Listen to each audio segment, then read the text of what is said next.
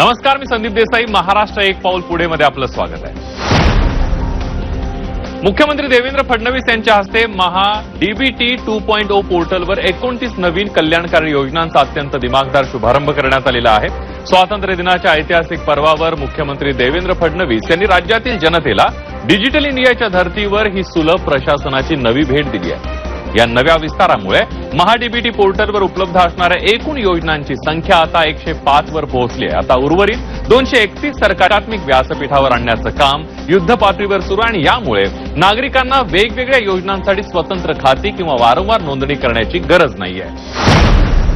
आपले महाडीबीटीचं जी व्यवस्था आहे ती अधिक चांगली, अधिक डिपेंडेबल आपण तयार केली आणि त्या माध्यमातून आता वेगवेगळ्या स्कीम्सचं ऑनबोर्डिंग आपण सुरू केलंय. या 105 योजना या ठिकाणी झालेल्या आहेत. त्यांना कुठल्याही अडचणींचा सामना न करता या सर्व वैयक्तिक लाभाच्या योजना मिळाल्या पाहिजेत. मुख्यमंत्री देवेंद्र फडणवीस यांच्या प्रमुख उपस्थितीमध्ये मुख्यमंत्री फेलोशिप कार्यक्रम, सत्कार आणि शुभारंभ सोहळा 2026 अत्यंत दिमाखामध्ये पार पडला. तरुण कल्पना आणि सुशासन यांचा संगम या संकल्पनेवर आधारित असलेल्या या कार्यक्रमात राज्य शासनाने भारतीय संस्था बॉम्बे IIT सोबत एक महत्वपूर्ण करार केलाय. या करारानुसार शैक्षणिक वर्ष 2026-27 पासून सहभागी फेलोजसाठी तंत्रज्ञान विकास आणि सार्वजनिक धोरण या विषयामध्ये विशेष पोस्ट ग्रॅज्युएट सर्टिफिकेट प्रोग्राम सुरू केला जातोय.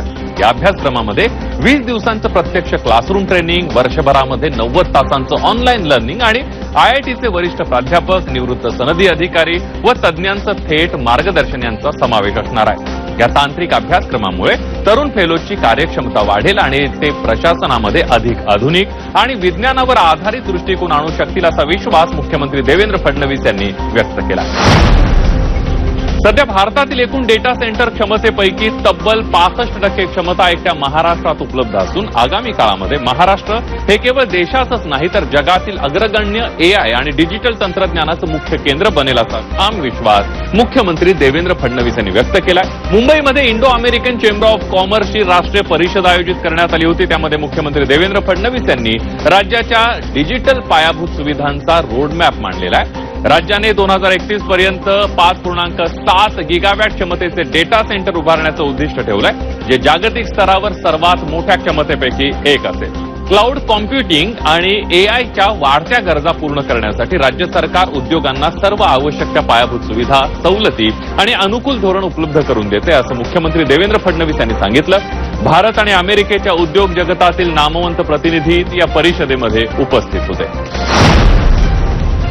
महाराष्ट्र सरकारने आरोग्य क्षेत्रामध्ये जागतिक क्रांती घडवण्यासाठी अमेरिकेतील जगप्रसिद्ध क्लिव्हलँड क्लिनिकसह भव्य मेडिसिटी प्रकल्प उभारण्याचा सामंजस्य करार केलेला आहे. मुख्यमंत्री देवेंद्र फडणवीस आणि अमेरिकेचे राजदूत सर्जिओ गोर यांच्या प्रमुख उपस्थितीमध्ये हा करार करण्यात आलाय. या करारामुळे महाराष्ट्राला अत्याधुनिक वैद्यकीय सुविधा आणि जागतिक दर्जाचं आरोग्य तंत्रज्ञान. याप्रसंगी अमेरिकेचे राजदूत सर्जिओ गोर यांनी मुख्यमंत्री देवेंद्र फडणवीस यांच्या कार्यपद्धतीची आणि दूरदृष्टीची स्तुती केली आहे. ते म्हणाले की आज महाराष्ट्र 2 गोष्टींमुळे जगाच्या नकाशावर ठळकपणे चमकतो. एक म्हणजे मुंबई आणि दुसरं म्हणजे देवेंद्र फडणवीस.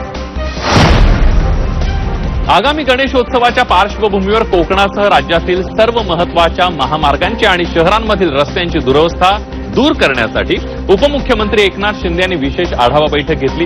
गणपती बाप्पाच्या आगमनापूर्वी भाविकांना कोणताही त्रास होऊ नये यासाठी सर्व रस्ते युद्धपातळीवर खड्डेमुक्त करण्याचे आदेश उपमुख्यमंत्री एकनाथ शिंदे यांनी संबंधित यंत्रणांना दिलेले आहेत. कामामध्ये दिरंगाई करणाऱ्या अधिकाऱ्यांवर कडक कारवाई केली जाईल असा इशारा सुद्धा उपमुख्यमंत्री एकनाथ शिंदे यांच्याकडून देण्यात आला. बारामतीच्या धर्तीवर बीडचा विकास करण्याची घोषणा उपमुख्यमंत्री सुनेत्रा पवार यांनी केली आहे. स्वातंत्र्य दिनाच्या मुख्य शासकीय सोहळ्यामध्ये त्या बोलत होत्या. ज्या कष्टकरी आणि ऊसतोड कामगार आईवडिलांच्या केवळ कोयता राहिला, त्यांच्या पुढील पिढीच्या हातात आधुनिक शिक्षण, वही आणि पेन देणं हेच आमच्या सरकारचं ध्येय आहे, असं उपमुख्यमंत्री सुनेत्रा पवार म्हणाल्या. या बातमीसह महाराष्ट्र एक पाऊल पुढे मध्ये वेळ झाली. इथेच थांबण्याची ताज्या बातम्यांसाठी पहा फक्त झी 24 तास.